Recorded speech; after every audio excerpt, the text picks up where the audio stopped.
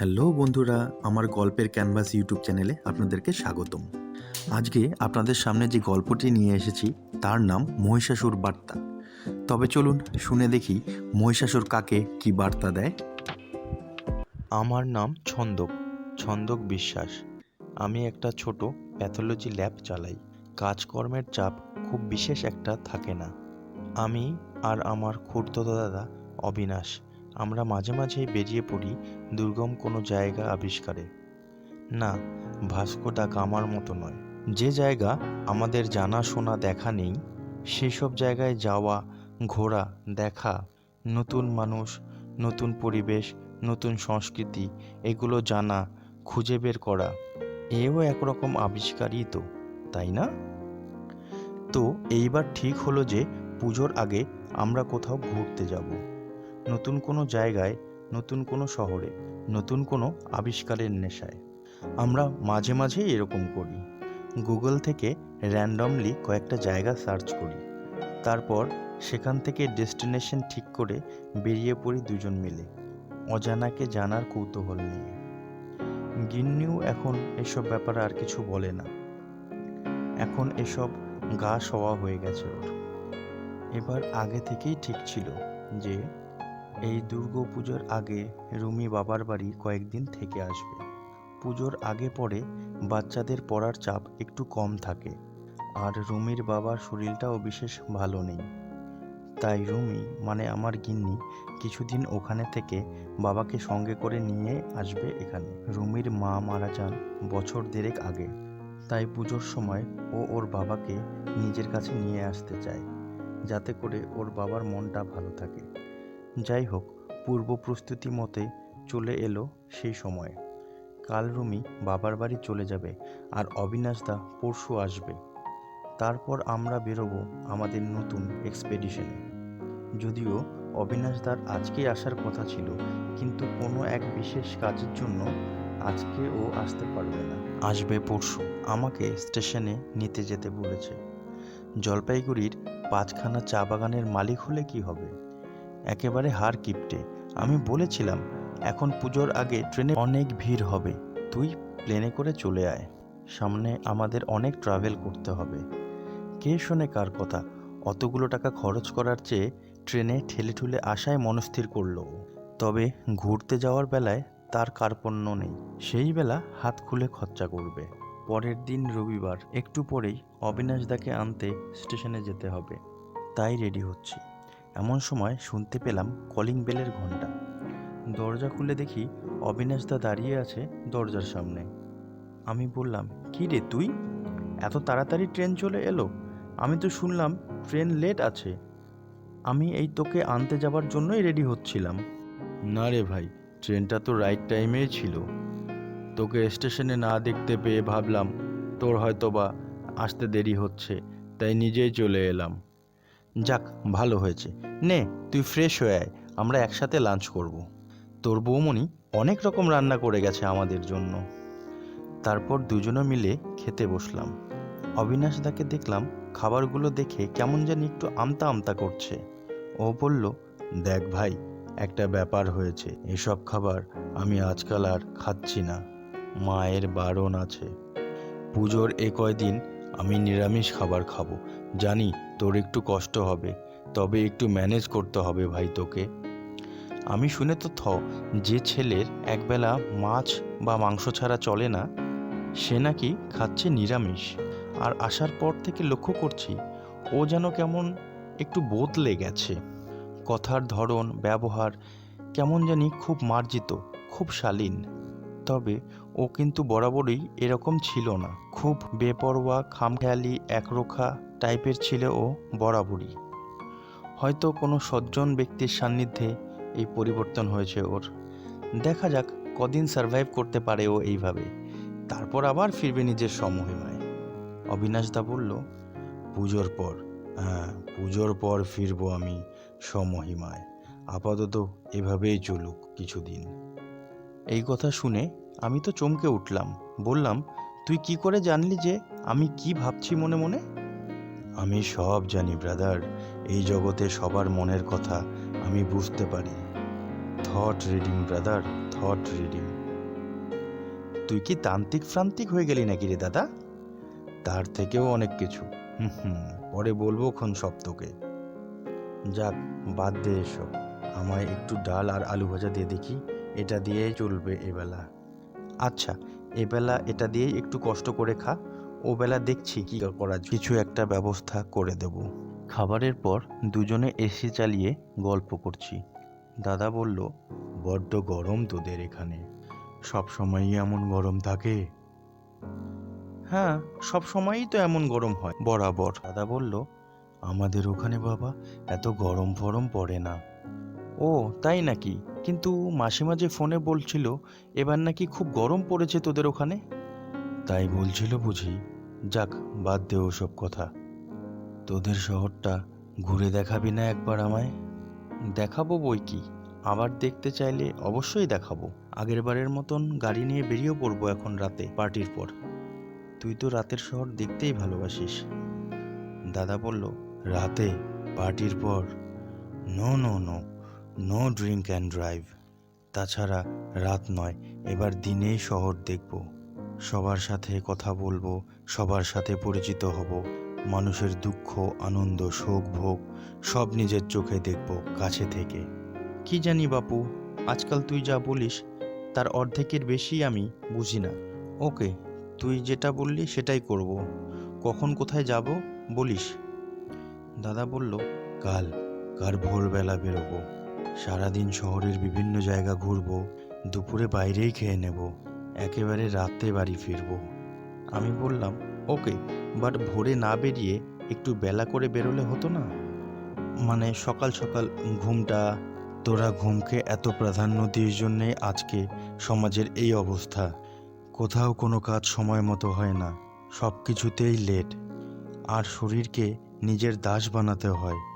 তোরা তো দেখছিস নিজেরাই শরীরের দাস হয়ে বসে আছিস। কোনো কিছু করতে বললেই বলিস শরীরটা ভালো নেই, শরীরে ব্যথা, ইচ্ছে করছে না, আরও কত কিছু, কত বাহানা। আর আমাদের সময় আমরা শরীরকে নিজের মতন গড়িয়ে নিতাম। তাই তো শত পরিশ্রমেও আমরা ভয় পাই না। খুব যে লেকচার দিচ্ছিস, আমি কি জানি না তোর শারীরিক অবস্থার কথা? যে কিনা দুপা হাঁটতে হাঁপিয়ে পড়ে সে বলছে এসব কথা। আর সকালে ওঠা, তুই তো এই ব্যাপারে কুম্ভকর্ণেরও বাপ ছিলি। বাপ নয়, দাদা। যাই হোক, তোর এইসব পরিবর্তন দেখে ভালো লাগছে, বাট তার সাথে খুব অবাকও হচ্ছি। দেখি কদিন চলে এসব। দাদা কোনো কথা বলে না, শুধু একটি অর্থময় হাসি হাসে। পরদিন ভোরবেলা দাদা আমাকে ডেকে তোলে। কতদিন পর যে এত ভোরে উঠলাম তা আমার মনে নেই, তবে গতবার মহালয়ার সময় সবাই ভোরে উঠেছিলাম।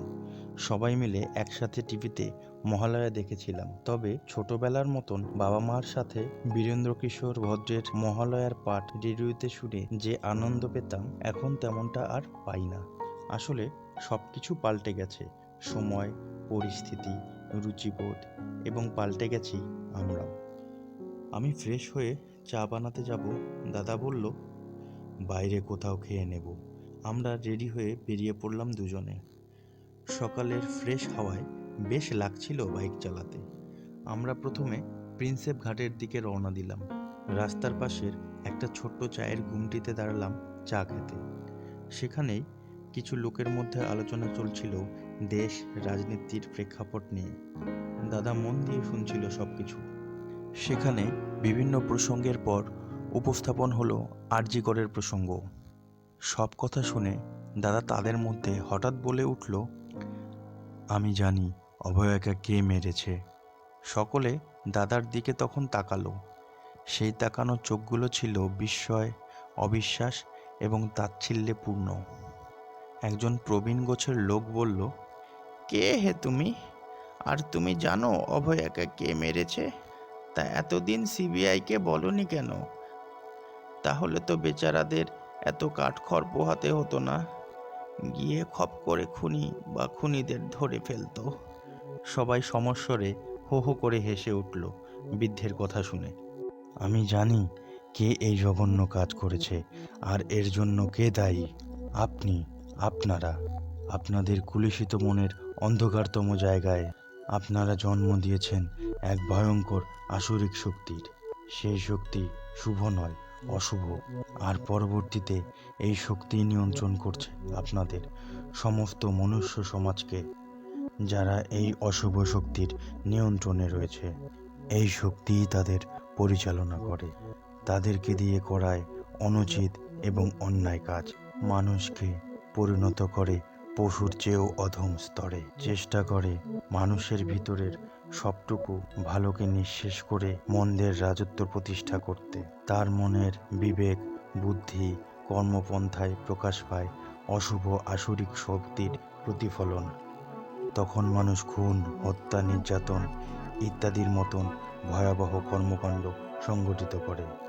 পৃথিবীতে আজ এক নয়, অসংখ্য অসুরের সৃষ্টি হয়েছে, যা পৃথিবীকে অন্ধকারের দিকে, ভয়াবহ পরিণতির দিকে ঠেলে দিচ্ছে।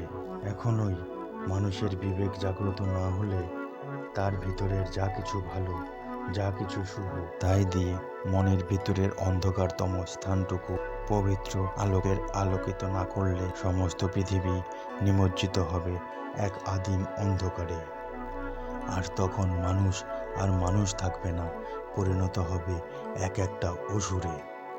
আজ পৃথিবীতে যত অত্যাচার, যত অপকর্ম, তার মূলেই হলো মানুষের মনের অন্ধকারতম সত্তা। আর তাই অভয়ার পরিণতির জন্য দায়ী সমস্ত মনুষ্যকুল, যাদের মধ্যে থেকে জন্ম নিয়েছে ধর্ষক, খুনির মতন অপশক্তিধর অসুরেরা। অনেক কিছু বলে ফেললাম, খারাপ লাগলে ক্ষমা করে দেবেন। এতক্ষণ সবাই চুপ করে মন্ত্রমুগ্ধের মতন দাদার কথাগুলো শুনছিল। বাইক স্টার্ট দিতে দিতে আমার কানে এলো, লোকগুলোর মধ্যে থেকে কেউ একজন বলল, হয় বেটা বদ্ধ উন্মাদ, না হয় কেউ বড় একজন মহাত্মা। আসলে দাদার এমন পরিবর্তন এবং কথাবার্তা শুনে আমিও অবাক হয়ে গেছিলাম। সেখান থেকে বেরিয়ে আমরা রওনা দিলাম ঢাকুরিয়া লেকের উদ্দেশ্যে। সেখানকার মনোরম পরিবেশ দেখে দাদা খুবই আনন্দিত হলো এবং আমরা দুজনে 2 কাপ চা নিয়ে বসলাম পাশের একটি বেঞ্চিতে। সকালের নির্মল পরিবেশে লেকের সৌন্দর্য, বাচ্চা বাচ্চা ছেলে মেয়েদের খেলাধুলো আর প্রেমিক প্রেমিকা যুগলের প্রাতঃভ্রমণ পরিলক্ষিত করে দাদা বলে উঠল, না রে, পৃথিবী থেকে এখনও সবটুকু ভালো শেষ হয়ে যায়নি। কিছু ভালো লুকিয়ে আছে বাচ্চাদের নিষ্পাপ কলতানে, কিছু ভালো আছে নিখাত প্রেমের অন্তরালে, কিছু ভালো আছে বিশ্বাস, সাহায্য ও পরোপকারে। পরক্ষণে কলহরত এক যুগলকে দেখে দাদা স্বগোক্তি করে, কিছু ভালো লুকিয়ে আছে সরল বিশ্বাসে, তবে সে বিশ্বাস যদি ভাঙে তবে এক সাধারণ নারীও রূপান্তরিত হতে পারে মা দুর্গায়। ওই দেখ। ততক্ষণে সেই যুগলদের মধ্যে মেয়েটি তার পায়ের চটি খুলে তা দিয়ে মারতে থাকে ছেলেটিকে। সেই দেখে দাদা বলে, কখনো কখনো সত্য ও শান্তি প্রতিষ্ঠা করতে হিংসারও প্রয়োগ করতে হয়। যেমন দুর্গা দেবী শান্তি প্রতিষ্ঠা করতে অসুরকে বধ করে। জানিস, অসুর মাত্রেই কিন্তু খারাপ কিছু নয়, অশুভ কিছু নয়। যেমন রাবণের ভাই বিভীষণ অসুর হয়েও শান্তির পথ, ধর্মের পথেই বেছে নিয়েছিল। অসুর মানেই এক শক্তির প্রতীক, যা ভালো কাজে ব্যবহার করলে শুভ এবং খারাপ কাজে ব্যবহার করলে অশুভ শক্তিতে রূপান্তরিত হয়।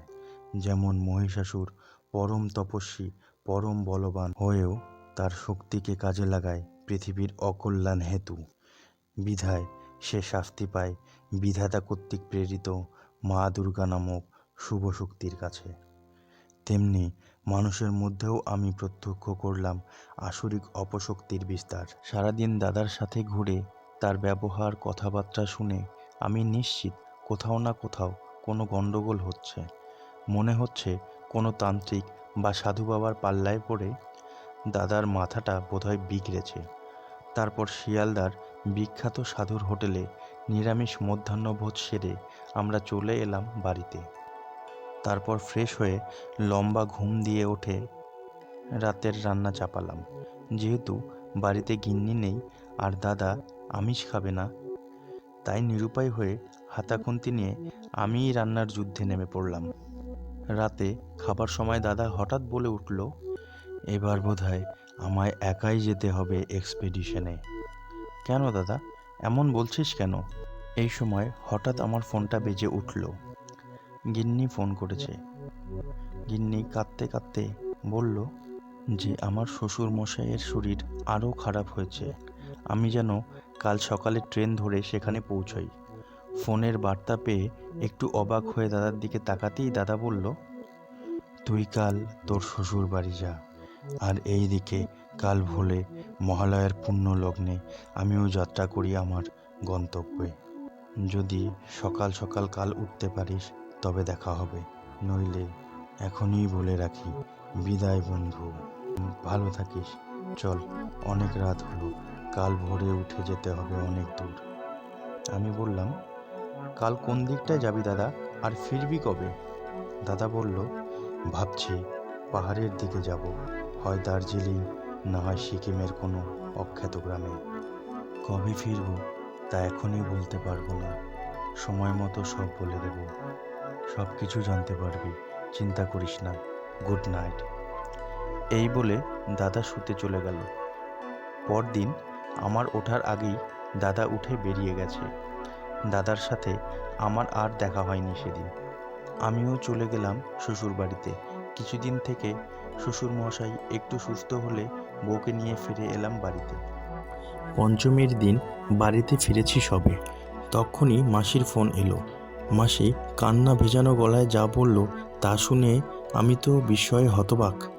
মাসি জানালো, আজ থেকে 5 দিন আগে আমার খুড়তুতো দাদা অবিনাশ কলকাতায় আসার সময় রোড অ্যাক্সিডেন্টে মারা যায়। ওই ঘটনার পর 5 দিন থেকে মাসি আমার ও আমার গিন্নির ফোনে অনবরত ফোন করেও কল কানেক্ট করতে পারেনি। মাসির সমস্ত কথা শুনে আমি কথা বলার শক্তি হারিয়ে ফেললাম যেন। এও কি করে সম্ভব? মাসি যে সময়ের কথা বলছে সেখান থেকে মহালয়া পর্যন্ত তো দাদা আমার সঙ্গে আমার বাড়িতেই ছিল। দাদা সত্যিই যদি তখন মারা যায় তাহলে আমার সাথে সেই সময় কে ছিল? কে? এবার প্রথম থেকেই দাদার ব্যবহার কেমন জানি একটু অন্যরকম লেগেছিল। তাছাড়া আমার মাথায় এখন একটা জিনিস খটকা লাগছে, আমার এই নতুন ফ্ল্যাটের ঠিকানাটা দাদা জানে না, তাহলে কি করে ঠিকানা ছাড়া ও আমার ফ্ল্যাটে চলে এলো? কি করে মনের সব না বলা কথাগুলো ও আগে থেকেই জানতে পারছিল? এবং পৃথিবীর অত গূঢ় তত্ত্বগুলো ও কি করে জানলো? এইসব বিষয় তখন ঘুরপাক খেতে লাগলো আমার মাথায়। যাই হোক, রুমিকে আমি এসব বিষয়ে বিস্তারিত কিছু জানালাম না, বেচারি সব কিছু শুনলে শুধু শুধু ভয় পাবে। কিন্তু আমার মনেও সবসময় ঘুরতে লাগলো একটাই চিন্তা, ওই কয়দিন তাহলে আমার সাথে কে ছিল? নিজেকে যতটা সম্ভব স্বাভাবিক রাখার চেষ্টা করলাম। ঠিক করলাম পুজোটা পার হলে জলপাইগুড়ি যাব মাসির বাড়ি, সেখানেই হয়তো বিষয়টি নিয়ে কিছু জানতে পারবো। পরদিন দুর্গাপুজোর ষষ্ঠী। কলকাতার পুজোর ভিড় এড়াতে ষষ্ঠীর দিনেই বেরিয়ে পড়লাম সপরিবারে ঠাকুর দেখতে। প্রথমে পাড়ার ঠাকুর দর্শন করলাম, মাকে প্রণাম করে রাস্তায় যেতে যেতে সারদাপল্লীর ঠাকুর দর্শন করলাম, তারপর যাদবপুরের। কিন্তু একটা বিষয় খুব অবাক করা ছিল, আমার কাছে সব ঠাকুরের প্রতিকৃতি একরকম মনে হলো। ভাবলাম বুঝি সব এক মৃৎশিল্পীরই কাজ, তাই দেখতে প্রায় সবগুলোই একরকম মনে হচ্ছে। এইবার তাই ঠাকুরের প্রতিমার ফটো মোবাইলে তুলে রাখলাম। এরপর ভিড় ঠেলে মুদিয়ালি ক্লাবের যেই না ঢুকেছি, প্রতিমা দেখে আমার বিস্ময়ের শেষ রইল না। হুবহু একই প্রতিমা, একই গায়ের রং, একই সাজসজ্জা, একই অস্ত্রশস্ত্র, একই মুখভঙ্গিমা। পকেট থেকে মোবাইল বের করে ফোনে তোলা ফটোর সাথে মিলিয়ে দেখলাম, না, আমার কোনো ভুল হচ্ছে না। প্রথম থেকেই যে কটা প্রতিমা দর্শন করেছি সব হুবহু একই রকম, কোনো পরিবর্তন নেই। পরিবর্তন শুধু প্যান্ডেলে আর ডেকোরেশনে, কিন্তু মৃৎ প্রতিমাগুলো সবগুলোই হুবহু এক। আমার এই বিহ্বলতা লক্ষ্য করে রুমি জিজ্ঞেস করলো, কি হয়েছে, এমন করছো কেন? কোনো সমস্যা হয়েছে কি? আমি তাকে বললাম, তুমি তুমি খেয়াল করেছো, শুরু থেকে আমরা যতগুলো প্রতিমা দেখেছি সব দেখতে হুবহু একই রকম। কি যা তা বলছো? সব একরকম দেখতে হবে কেন? সব তো আলাদা আলাদা দেখতে। তবে এই মতিয়ালি ক্লাবেরটা আমার সবচেয়ে ভালো লেগেছে। দেখো, দেখতে খুবই জীবন্ত লাগছে। মনে হচ্ছে মা যেন এই কথা বলে উঠবে। রুমির কথা শুনে আমি আরও অবাক হয়ে গেলাম। তাহলে কি শুধু আমার চোখেই সব মাতৃমূর্তি সমান মনে হচ্ছে? সেখান থেকে বেরিয়ে এলাম এবং গেলাম একডেলিয়া পার্কে। সেখানকার মূর্তিও আমার কাছে একই রকম মনে হলো। রুমিকে জিজ্ঞেস করাতে সে বলল, এই প্রতিমাটা সব থেকে আলাদা হয়েছে। ডাকের সাজে মাকে আরো অপূর্ব সুন্দর লাগছে। শিল্পী চোখগুলোও এঁকেছেন অনেক সুন্দর করে। তারপর আমরা গেলাম দেশপ্রিয় পার্কের প্রতিমা দর্শন করতে। আশ্চর্য, সেখানেও একই ব্যাপার। সেখানকার মূর্তিও আমার কাছে আগের মূর্তিগুলোর মতনই মনে হলো। মাতৃ প্রতিমার সামনে নিজেকে শান্ত করে চোখ বন্ধ করে মাকে মনে মনে বলতে লাগলাম, মা, হে জগদীশ্বরী, আমার সাথে কেন এমন হচ্ছে? আমি কি ভুল করেছি মা, যে এই সকল অদ্ভুত ঘটনা আমার সাথে ঘটছে? এই সব ঘটনা যে আমাকে বড়ই বিচলিত করে তুলেছে মা। হঠাৎ মনে হলো মুহূর্তে যেন পৃথিবীর সব কিছু থেমে গেল, বিশ্ব চরাচর যেন স্তব্ধ হলো, আমার চারপাশের জনকোলাহল যেন জনে শূন্যে পরিণত হলো। জগৎ চরাচরের কোনো শব্দও যেন আমার কর্ণপটে প্রবেশ করছে না। আমার সামনের সব কিছুই যেন অন্ধকার। হঠাৎ একটা গলা ভেসে এলো, যেন খুব কাছে থেকেও কেউ বলছে, বৎস, তোমার পরিস্থিতি আমি উপলব্ধি করতে পারছি, তাই আবির্ভাব হয়েছি তোমার সন্নিকটে। আমার ভীষণ রূপ তুমি সহ্য করতে পারবে না, তাই তুমি আমাকে দেখতে পাচ্ছ না। আমি মহিষাসুর। মহিষাসুর? হ্যাঁ, মা দুর্গার সাথে যুদ্ধরত অবস্থায় মায়ের পদতলে যাকে দেখো সেই মহিষাসুর। আমি তোমার দাদার রূপ ধারণ করে তোমার কাছে গিয়েছিলাম। মা দুর্গার আদেশে বিশ্ব ব্রহ্মাণ্ডে আসুরিক শক্তির উত্থান এবং তার প্রতিকার হেতু পৃথিবীতে অবতরণের প্রয়োজন হয়ে পড়ে, এবং সেই হেতু পৃথিবীতে অবস্থান এবং পৃথিবীর পর্যবেক্ষণের উদ্দেশ্যে তোমার আলোয় আমার আগমন ঘটে।